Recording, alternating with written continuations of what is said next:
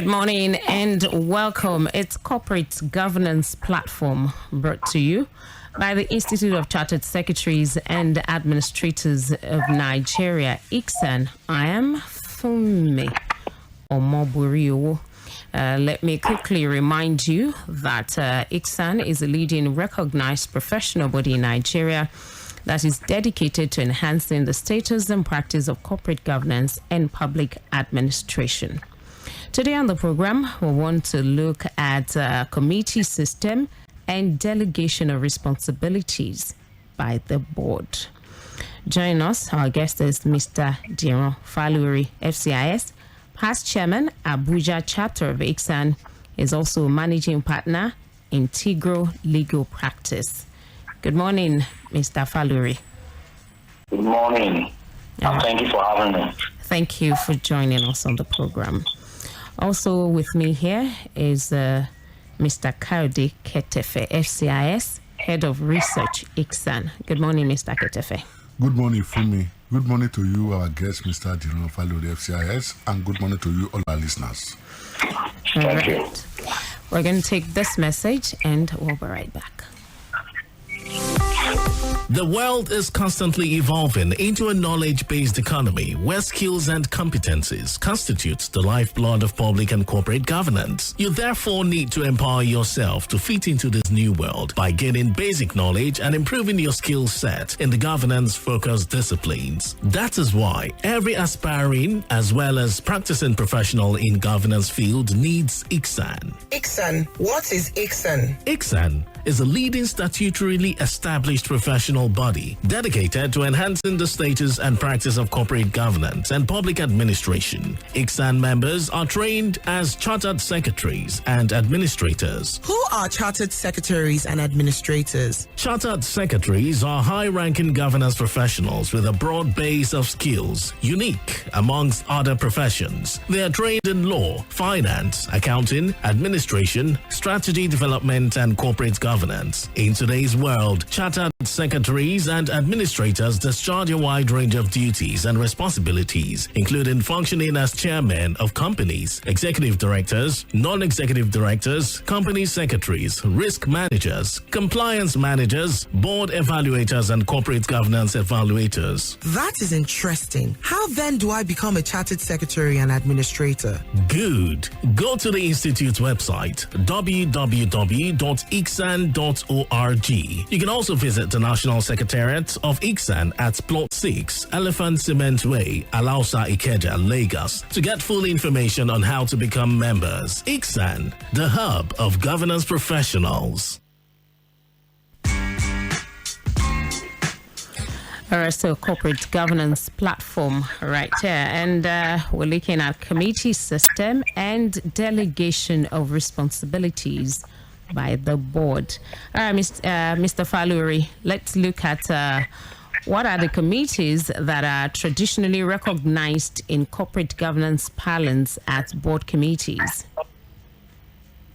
Well, the Nigerian Code of Corporate Governance 2008 recommended 4 committees, and if I may mention them, there's a committee that is responsible for the nomination and governance. There's a committee responsible for remuneration, committee responsible for audit, and the third committee, which is a committee that is responsible for risk management. Okay. All right. So let's look at these 4 committees you've highlighted one after the other and the roles that they play. Fantastic. So there are quite a handful of duties and responsibilities that the code recommended for these 4 committees. So, for example, the committee responsible for nomination and governance, just as the name implies, nomination and governance, they're basically responsible for this following duty. They are meant to review the size and composition of the board at least once a year. And these recommendations are meant to be proposed, they are proposed changes that are meant to be passed to the board for their review. Again, this same committee must ensure that the company has a formal program for inductions and trainings of directors. So every time you have a new director that is coming on board, That's the job of the committee, to ensure that they run an induction and orientation program for the new directors. In addition, they also periodically, they are meant to determine the skills, the knowledge, and expertise that is required on the board. They are meant to ensure that when there's a loophole as regards expertise and skills, they are the ones that start looking out for any person of such qualities and caliber that can fill the space. They are meant, this same committee for nomination and governance is meant to establish a formal and transparent process for board appointments, right? And also the appointment of board members to these 4 committees that I highlighted. And if I may pause a bit and go forward to the second committee, which is the committee that is responsible for remuneration. Okay. And the name implies remuneration. So their major role is what? To develop a formal and transparent framework for the company's remuneration policies and procedures. And not just for the company alone, but also for the directors who are the board members and also the senior management employees. Thirdly, you have the committee for audit, whose sole major role it will include reviewing the scope and planning of the audit requirements. They are meant to keep under review the effectiveness of the company's system of accounting and internal control, right?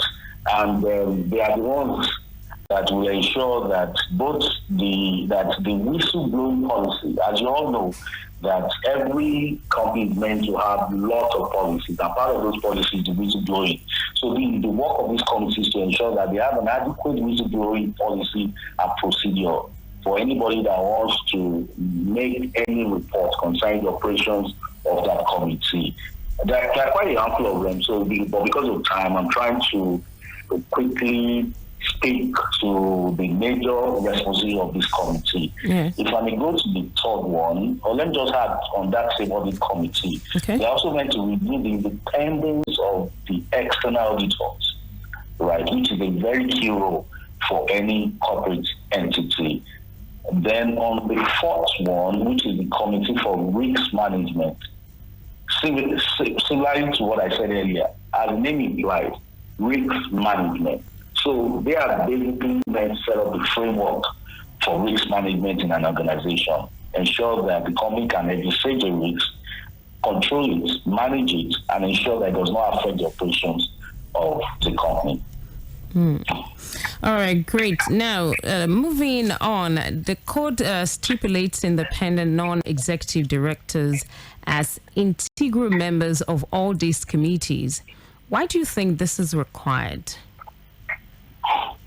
Fantastic question. So before I answer that question, I want our listeners to first understand what we mean by who an independent non-executive director is, right? The person is an independent director, no doubt, right? But it's basically any individual who's been appointed as a director.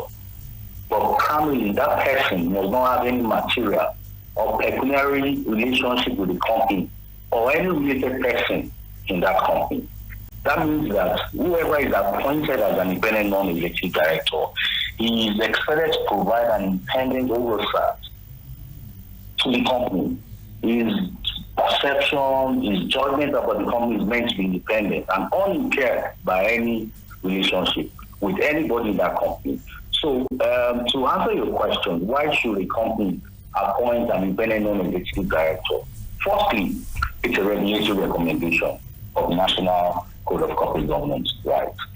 Secondly, also, it is for effective performance of the board members, because this person, the independent non-executive director, is meant to be an independent advisor to the company, right? So he's expected to challenge the performance of the board itself. And in doing such, he's bringing out an effective performance of the board member. And also, the company is recommended to appoint an independent non-executive director because that person has the capacity of forming opinions that are without any influence with the management of that company. He's meant to bring new ideas and energy into the operations of the company.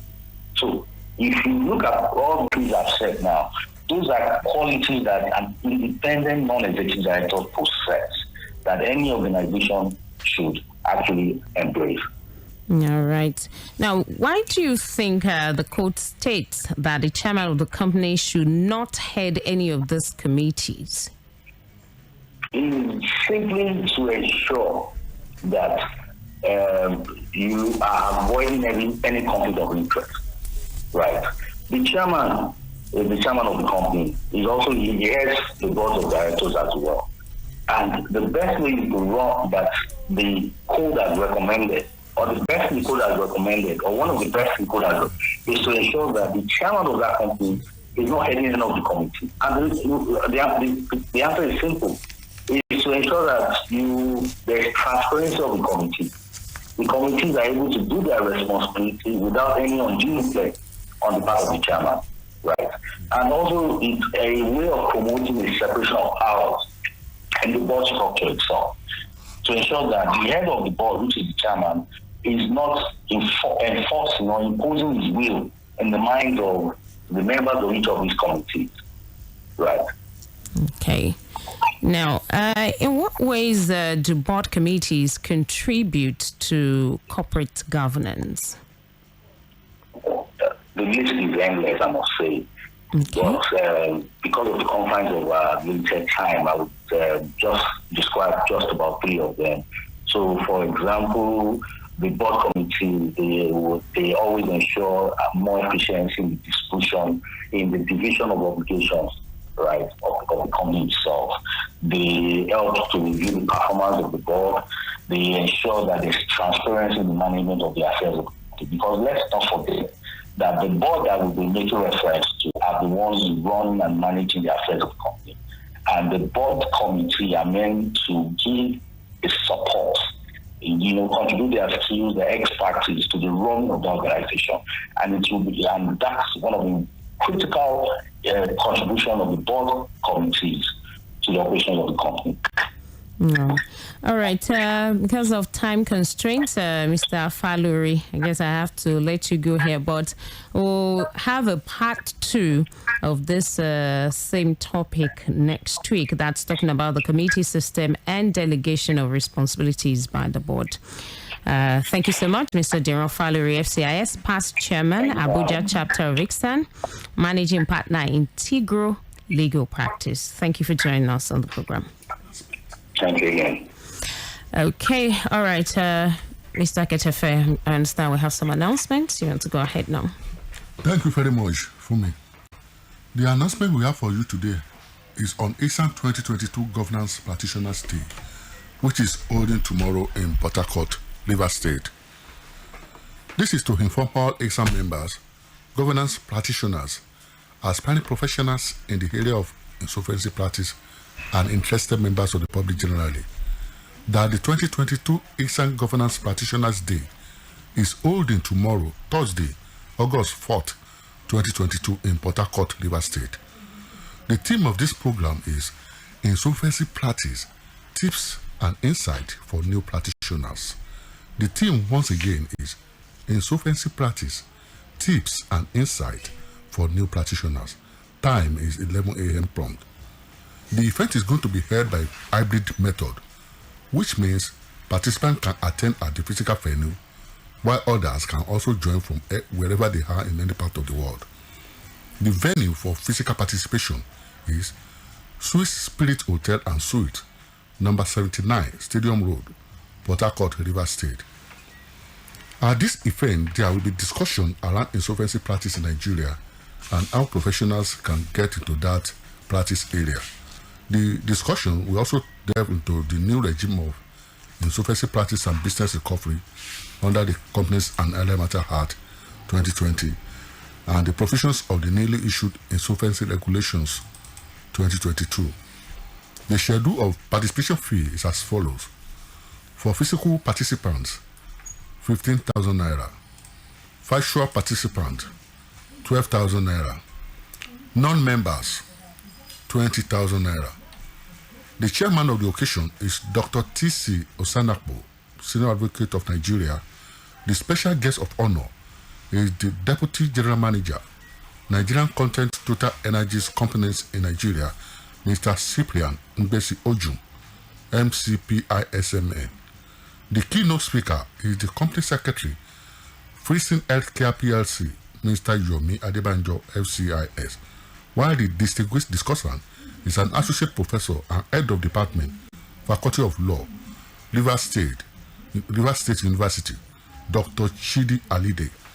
The chief host is no other person than the president and the chairman of the Governing Council of ICSAN, Mr. Taiwo Gbenga Owokalade, FCIS, while the hosts are the chairman of the Governance Practitioner Committee of the Institute, Mr. Francis Olawale, FCIS, and the chairman of the Rivers State chapter of ICSAN, Mrs. Selin Okoroma Fisen, ACIS. Don't forget, tomorrow is the day you can either attend physically or participate through virtual method. The link to log in will be sent to all virtual participants upon confirmation of their payment. Please note that the link to register is available on the Institute's website and all our social media platforms. We are looking forward to your participation. For more information on this, please call Kayode on 080-3214-7720. Kayode on 080-3214-7720. Thank you and have a pleasant day. All right, thank you so much, Mr. Kayode Ketef, FCIS, Head of Research, ICSAN. That's our package this morning on Corporate Governance Platform, brought to you by the Institute of Chartered Secretaries and Administrators of Nigeria, ICSAN. We'll return again next week, Wednesday, 10:15 a.m. on Echo 89.7 FM. I'm Funmi Omoburiwo. Enjoy the rest of the day. Are you ready?